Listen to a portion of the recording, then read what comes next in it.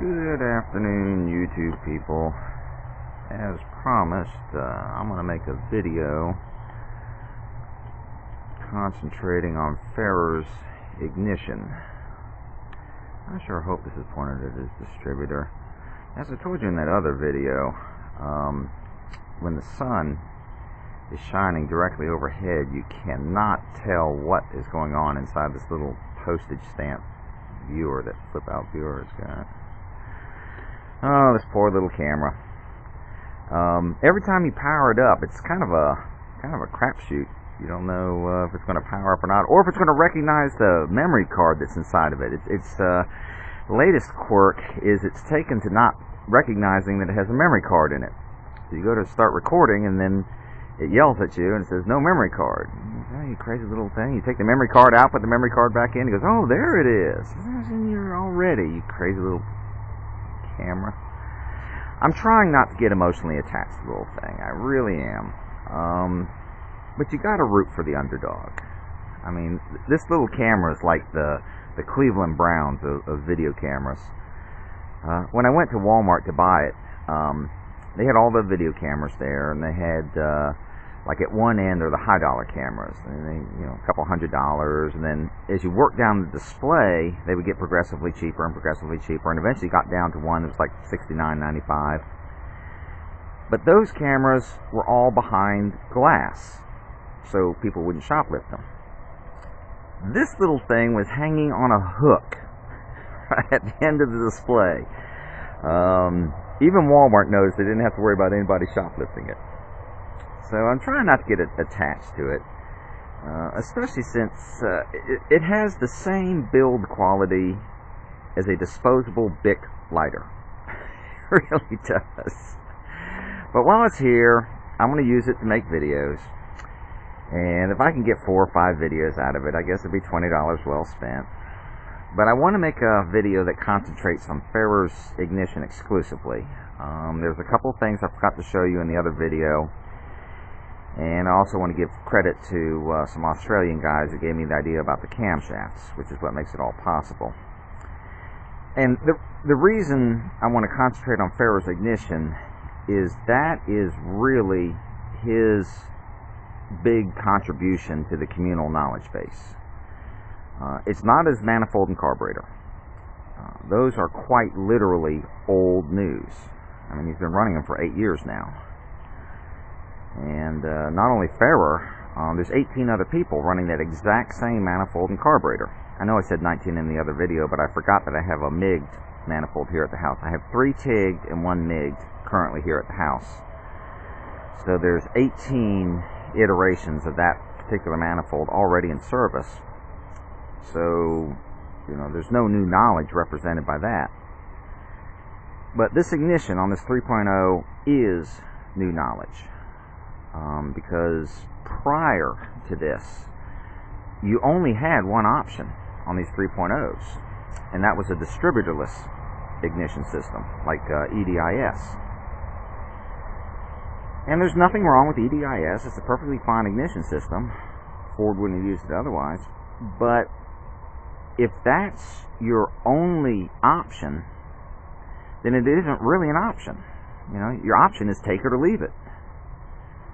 And if you leave it, your engine won't run. It's like it's a Henry Ford option. It's like you can have your car in any color you want, just as long as it's black. So what Farrar has done here is he's given people a true choice. You now have 2 options if you're running one of these 3.0s. You can either run a distributorless system like EDIS, or if you prefer a traditional ignition setup, you can run it. I mean, this is operationally identical to a B28 distributor. The only difference being the even firing order. So, you now have 2 choices. You have option A or option B. And I know that that's not exactly Baskin Robbins, but it is twice as many options as you have before. So I want to make a video that just kind of concentrates on Farrar's ignition. And before I go any further, I want to give credit to an Australian Peugeot forum for the swapping of the camshafts, because that's where I got the idea from. And now Farrar is making it known out in the community, so hopefully it'll become common knowledge in the future. See, prior to this distributor, what Farrar and I were actually working on was, once again, a traditional distributor, but it was going to be mounted here on the front of the engine using the original 3.0 distributor interface. It was going to be an externally mounted distributor that was driven by a set of bevel gears that were interfaced to the camshaft, just like the original 3.0 was. And we came within a hair's breadth of going with that setup. I mean, I had already fabricated and painted the pieces. I was just waiting for the paint to get hard. And I'm poking around the internet one night, and I come across this Australian Peugeot forum. And they're talking on there about putting B28 camshafts into a B280, which is Volvo's version of this engine. And they claimed that it would work. So I contacted Farrar, and I said, stop the presses. I said, we may be switching horses midstream here. Now, I didn't want to take their word at face value. Believe it or not, there is stuff on the internet that's not true. So, until I saw with my own two eyes, I wasn't going to believe it. But I took the camshafts out of this engine and compared them to a pair of B28 camshafts that I had on the shelf. I have a pair of B28 camshafts. They're still brand new in the box. And lo and behold, the camshaft lobes were all pointed in exactly the same direction. The Australian Peugeot guys were correct. The timing within the cylinder banks did not change at all. And so I told Farrar, I said, let me make a distributor here that can interface to the camshaft, and you will now have a traditional distributor in the traditional location.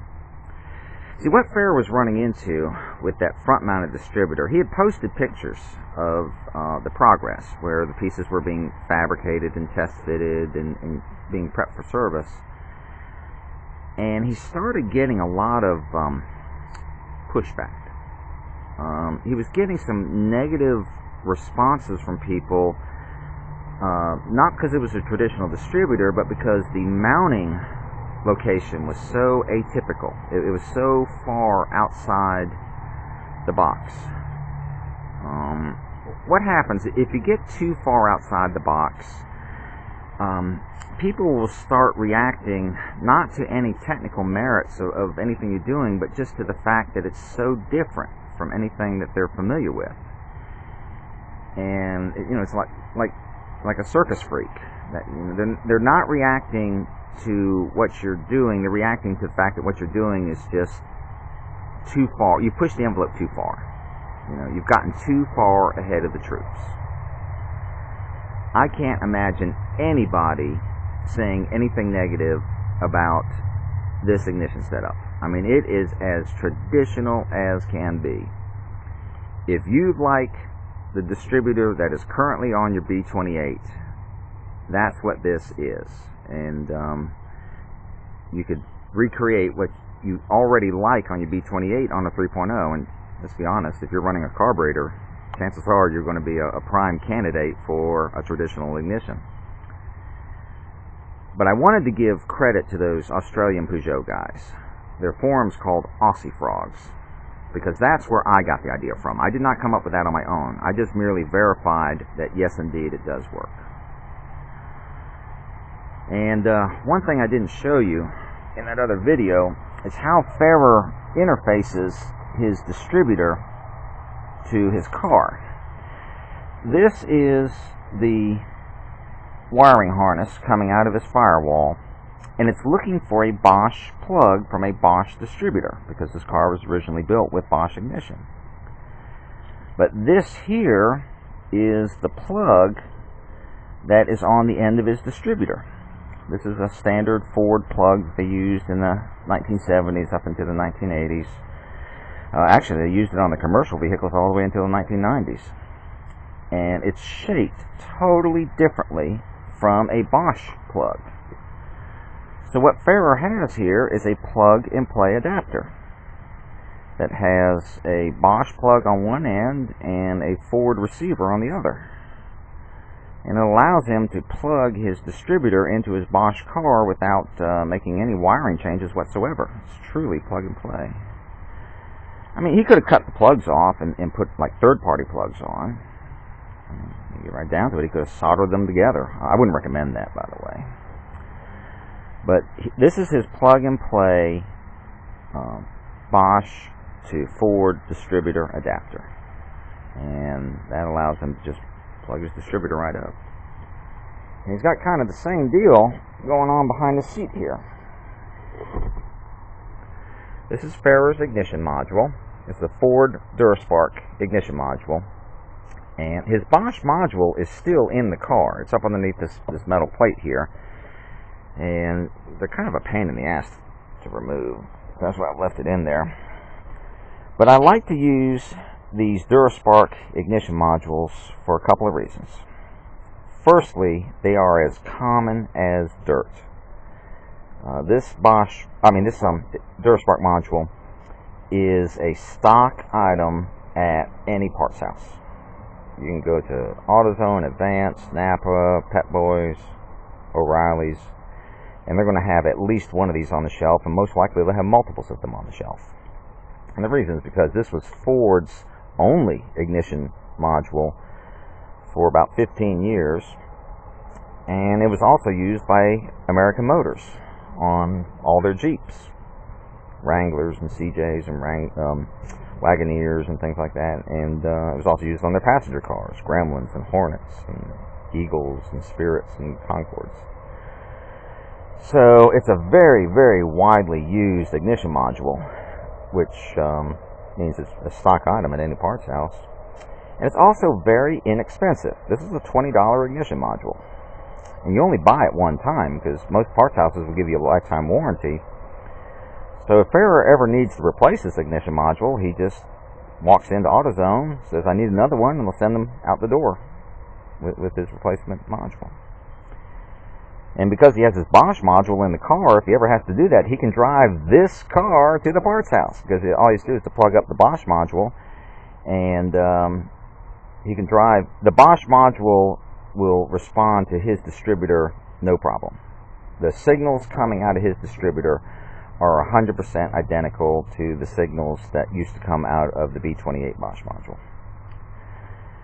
But the way he interfaces this module to his car, he has kind of the same deal as he has in the engine compartment. The module has Ford plugs on it. There's a Ford module. But the wiring harness on his car is looking for a Bosch module. So he has got an adapter here that's got the Bosch pins on one end and Ford plugs on the other. So that allows him to just plug and play his module. Now inside these Ford connectors, they just use standard 1/4 inch quick connects, or 1/4 inch spades I should say. You can put 1/4 inch quick connects on these Ford plugs and make your own adapter if you wanted to without using these Ford plugs, Ford receivers I should say. I mean, the Ford receivers are like $5 a piece. It doesn't make any sense to do that, but if you wanted to, you could just put 1/4 inch quick connects and do the same thing that way. But those are his plug and play adapters. I never got around to showing those to you in the other video. Nothing quite like tripping over your own feet, is there?